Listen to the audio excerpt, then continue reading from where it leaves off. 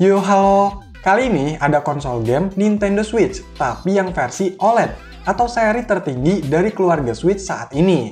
Ya, memang beredar kabar kalau dalam waktu dekat bakal ada next gen-nya. Makanya Switch OLED ini harganya jadi turun. Saya beli di Shopping kena 3,9 jutaan dengan kondisi baru.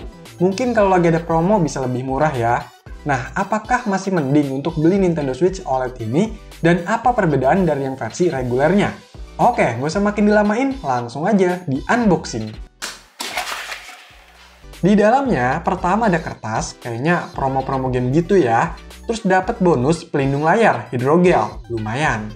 Lanjut, ada unit tabletnya, dapat 2 controller atau Joy-Con, warna putih ya. Ada kertas-kertas lagi nih, ini info dari Nintendo-nya.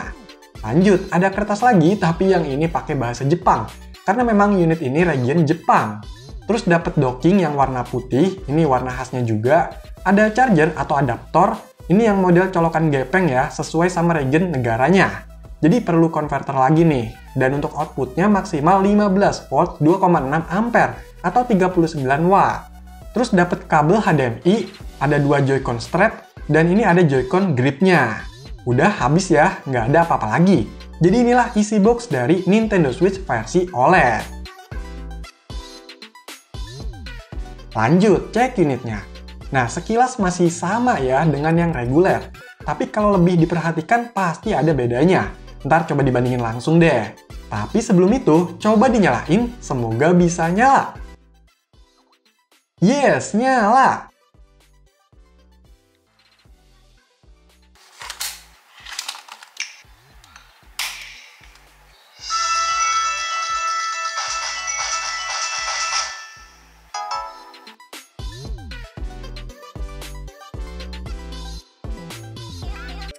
Jadi untuk tampilannya itu kayak gini, belum ada game sama sekali ya. Dan memang ini secara tampilan dan sistemnya masih sama dengan yang reguler maupun Lite. Ini posisi ada di versi 16.0.0 dan ada update ke versi 16.1.0. Nah, yang beda itu ada di sistem memori atau storage-nya. Ini bebasnya masih 54,9 GB. Jadi untuk totalnya ini 64 GB. Sedangkan yang reguler atau Lite itu cuma 32 GB. Jadi bisa lebih banyak ya install game-game di internalnya ini. Dan tetap masih bisa ditambah pakai microSD yang dari infonya bisa sampai 2 TB. By the way untuk gamenya ini masih sama ya dengan yang reguler karena masih dalam keluarga Switch. Jadi mau itu yang fisik ataupun digital bisa juga dimainin di versi OLED ini. Oke, karena saya udah punya game-gamenya, langsung aja gas main game.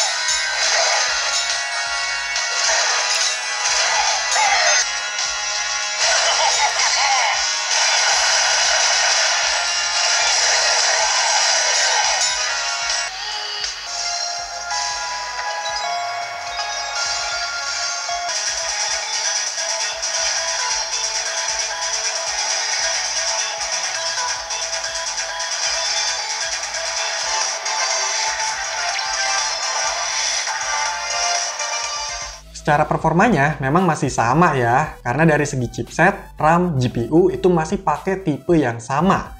Tapi memang yang bikin beda itu di layarnya. Karena pakai OLED, jadi warnanya itu lebih keluar atau lebih gonjreng gitu ya. Warna hitamnya itu juga lebih pekat dan jadi lebih enak gitu dilihatnya.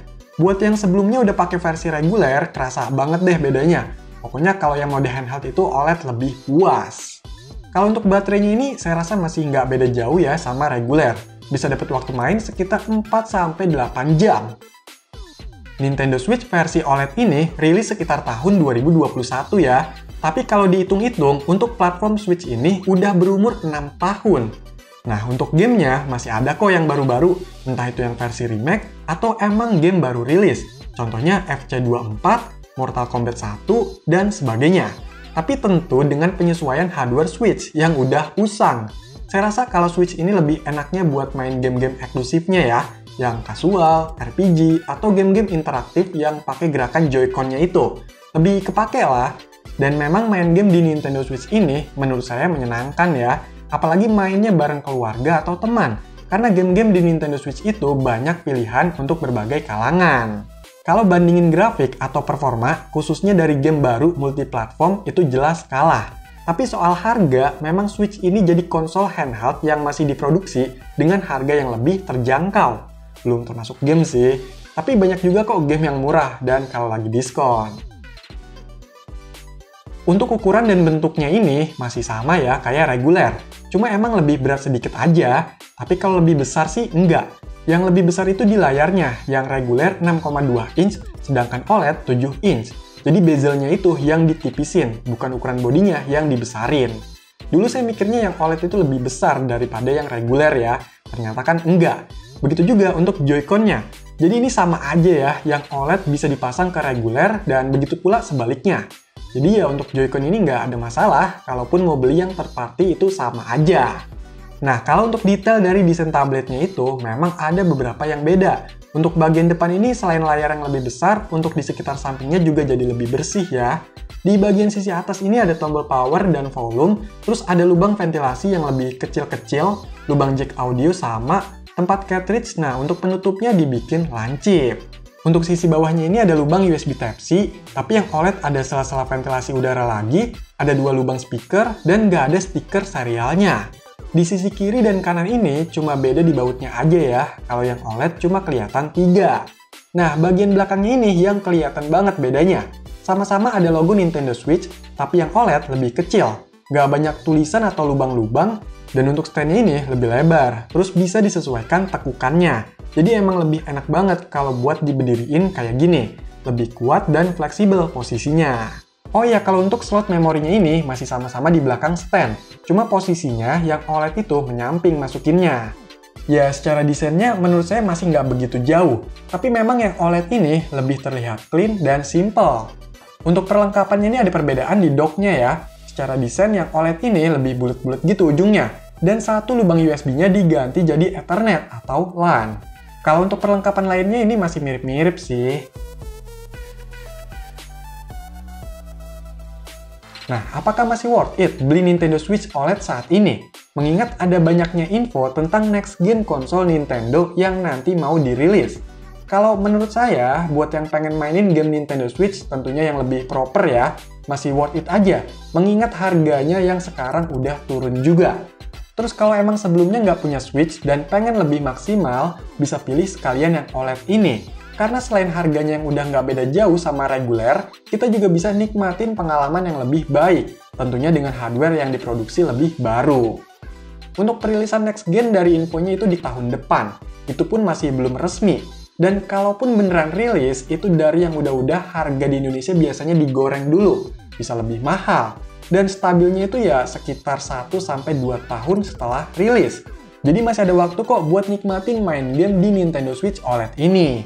Tapi ya kalau mau sabar atau masih nabung, ya sekalian aja tunggu yang next gen itu. Oke, jadi itulah konsol game Nintendo Switch OLED di tahun 2023. Silahkan dikomentarin, like, share, dan subscribe channel ini. Terima kasih.